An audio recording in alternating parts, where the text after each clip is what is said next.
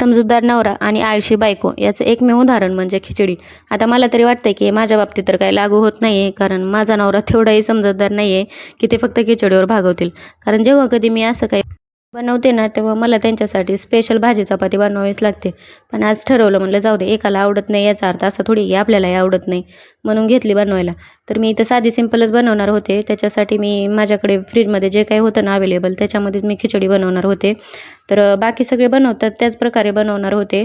तर पहिले तर कुकरमध्ये तेल टाकून घेतलं आणि मी जे काही भाजी वगैरे कट केली होती ना, ते त्याच्यामध्ये सगळं टाकून घेतलं आणि इथं घरातलेच नॉर्मल मसाले टाकले होते.